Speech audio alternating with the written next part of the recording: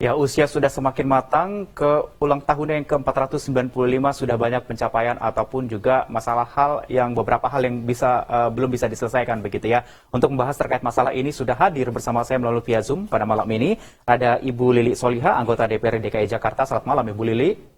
Selamat malam. Baik, dan juga ada Pak Yayat Supriyatna, pakar tata kota dan kebijakan publik. Selamat malam Pak Yayat. Selamat malam. Baik, saya ke Ibu Lili terlebih dahulu. Ibu Lili, ulang tahun Jakarta ke-495 ini lebih dari matang usianya ya.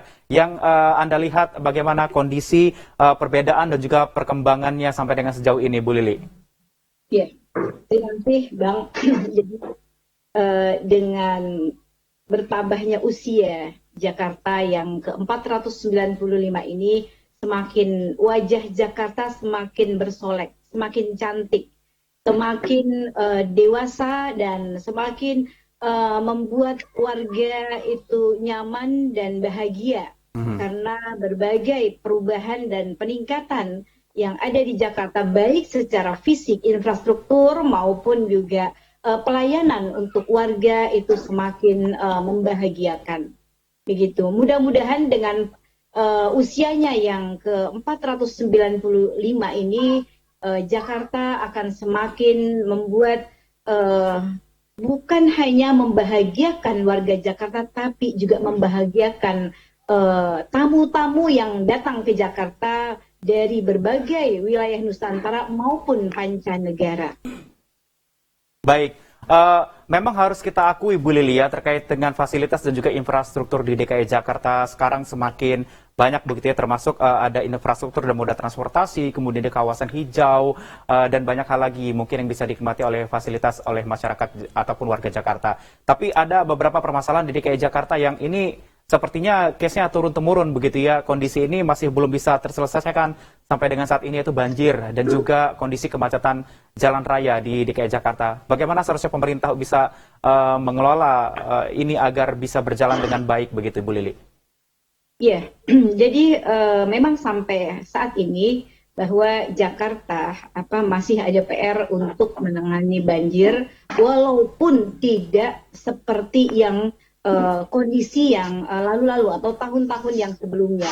Melihat 3 tahun belakang ini ya, Jakarta walaupun dengan hujan yang sederas mungkin masih bisa ditangani, walaupun beberapa hari atau mungkin dengan hitungan jam itu bisa surut. Itu merupakan prestasi yang cukup baik ya, prestasi yang harus kita berikan ya, bahwa pemerintah DKI melalui gubernur yaitu bersungguh-sungguh untuk melakukan sebuah perbaikan dan penyelesaian. Walaupun memang prosesnya masih terus dilakukan melalui cara-cara yang sangat kita rasakan ya, itu sudah sangat berubah lebih jauh. Baik kemacetan demikian juga ya, kita melihat beberapa masyarakat yang memberikan apresiasi kepada pemerintah DKI Jakarta. Baik. Itu merasakan perubahan yang cukup signifikan walaupun masih terus berproses untuk kepada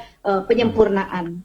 Baik, yang dirasa saat ini semuanya sudah baik, cuman untuk prosesnya masih terus berjalan untuk melakukan hal lebih baik lagi gitu ya. Saya ke Pak Yayat. Pak Yayat, dengan kondisi Jakarta yang saat ini sudah banyak infrastruktur yang dibangun begitu ya, dan fasilitasnya sangat bermanfaat sekali bagi warga Jakarta. Tapi memang ada beberapa hal tadi yang saya sampaikan terkait banjir dan juga macet di Jakarta ini masih terus berjalan hingga dengan saat ini dan entah sampai kapan begitu. Kalau Pak Yayat melihatnya tatanan kota di Jakarta ini, apa yang harus diubah, yang diperbaiki?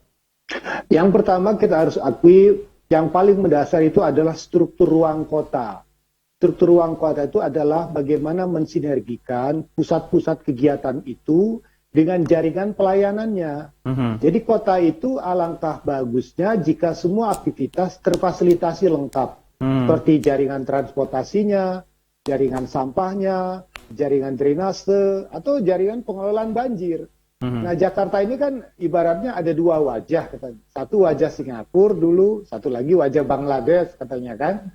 Singapura kita melihat wajah yang sangat maju, sekitar Tamrin, Sudirman dan Kuningan, demikian maju. Tapi masih ada wilayah-wilayah yang memang harus disentuh secara lebih maksimal. Dan upaya itu sudah dilakukan sekarang oleh DKI. Misalnya satu, pada pembenahan struktur jaringan lalu lintas. Ada integrasi tarif. Ini mudah-mudahan berhasil ya, karena masih dalam proses, tapi saya kira dengan integrasi tarif 10.000 naik angkutan umum dari LRT, Baik. MRT, dan itu akan sangat membantu begitu. Baik Pak Yayat, terkait yang terbaru adalah kondisi saat ini ganjil genap diperluas menjadi 25 titik. Ya. Apa tanggapannya? Apakah memang ini memang solusi atau memang ini malah menjadi membuat jalan-jalan di pinggiran semakin padat begitu ya? Nanti jawabannya saya tunggu usai jeda yang satu ini Pak Yayat, usai Baik. jeda. Tetaplah bersama kami di News.